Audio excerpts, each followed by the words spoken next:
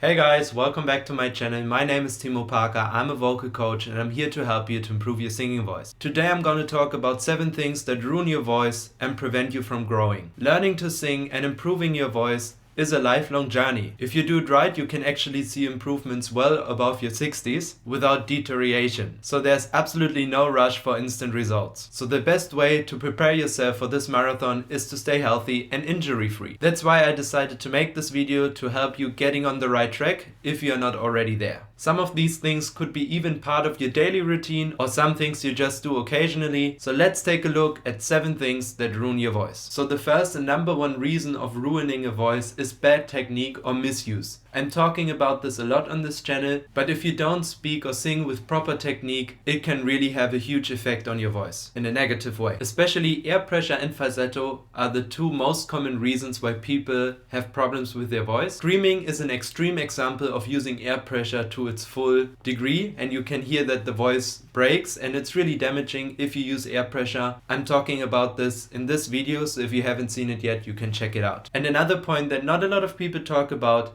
is a tense tongue or tongue in a low position. I also have an entire video about this topic. If you want, you can check it out here. But if you sing or speak with a low position tongue, it can really damage your voice. And the worst thing you can do is putting your tongue in this position against your front teeth on your lower jaw and push against them. So air pressure, falsetto, and a tensed or low position tongue, maybe even both, are the 3 main reasons why people ruin their voice. A very high percentage of serious voice damage is caused by those 3 main things. So if you can eliminate them, you're already doing your voice a huge favor. By the way, I created a playlist about voice anatomy, and in each video I go into more detail on the topics that I just touched here and show you what you can do to grow your voice and keep it healthy. The next thing, or should I say things that ruin your voice, is smoking and alcohol. We know that both of these things are not really healthy, but how bad are they for our voice? So you might have experienced yourself when you drink alcohol, you can lose control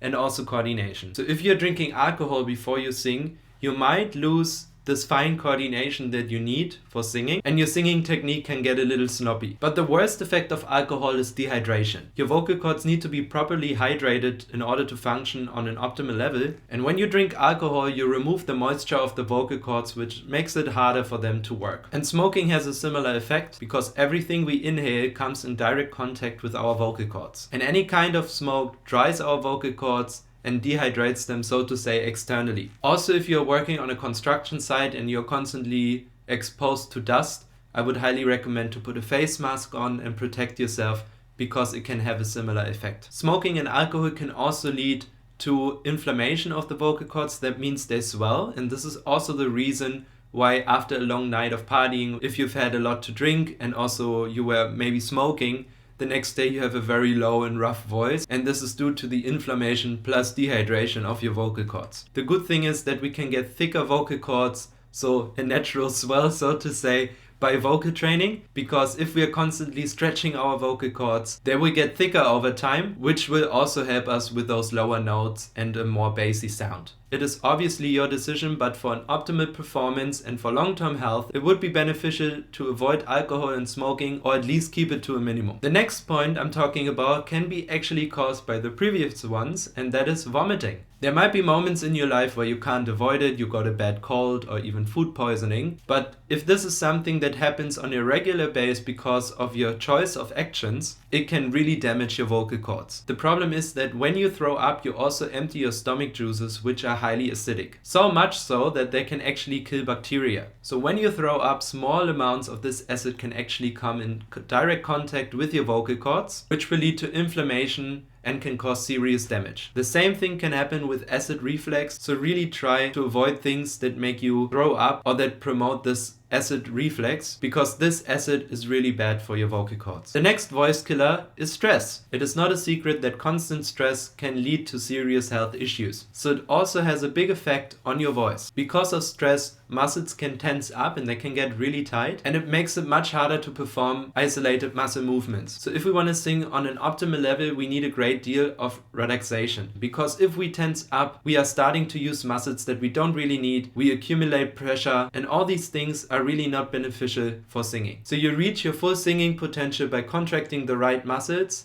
and the rest of your body stays relaxed. I think it is not realistic to tell you to avoid stress because we will be exposed to stress at some point in our life, but we have to find a way to cope with it efficiently. And one of the best ways to do that is moving your body. Get out there, do light sports activities, go for a brisk walk to lower the stress inside of your body. Because if you can manage to enter a singing session relaxed, you will have much greater results. Alright, the next point might sound a little funny, but it is true. Tight clothing is not really good for singers. The reason why is that tight clothing pressures your upper body.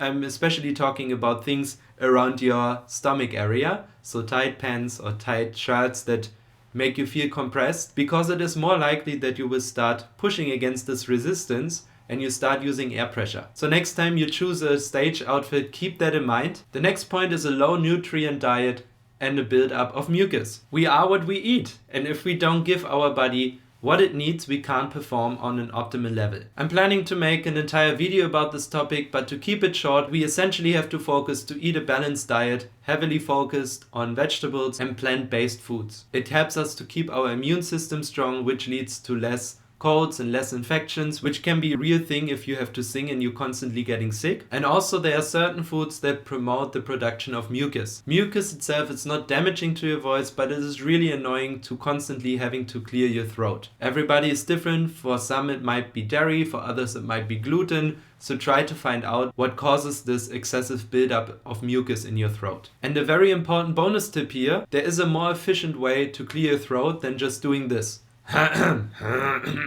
So the way your vocal cords get rid of mucus is that they make contact with the fourth vocal cords, which lie above the vocal cord. So this is the vocal cord and the fourth vocal cord, and they do a short contact to get rid of this mucus. And if we are clearing our throats like I just did, we have constant contact with the fourth vocal cords and they're rubbing against each other. So a better way to do it is to just cough, because when you're coughing you just have quick contact with the fourth vocal cords and you release immediately. So whenever you have a feeling of something is stuck in your throat, rather cough than clearing your throat. So the damaging effect here is not necessarily the mucus itself, but it's the action we take. And also be aware, even though coughing is better than clearing your throat, it still makes contact with the fourth vocal cords. And that means if you're coughing a lot, it's also really damaging to your voice. The last point of this video is excessive overuse. If you are constantly using your voice and you never rest your instrument, you will run into problems sooner or later. It is like an athlete that always trains and never rests. I actually made an entire video about how often you should practice, how often you should use your instrument, and how much you should rest. I'm gonna link it here. A good singing technique prevents hoarseness and soreness in your throat, but even with the best technique you will experience decline of performance over time if you never rest. So always make sure to give your voice enough recovery time so it can come back stronger. Alright, that's it for today. This is the only time where I hope I didn't tell you anything new and you're already doing everything you can to keep your voice healthy, but if not, I hope you gained a new perspective that can inspire you to make some positive changes for your voice. If you enjoyed this video, make sure to give it a thumbs up, subscribe to my channel. I have more voice content planned on this channel, so make sure to not miss out on it, and I see you guys in the next video. Bye bye.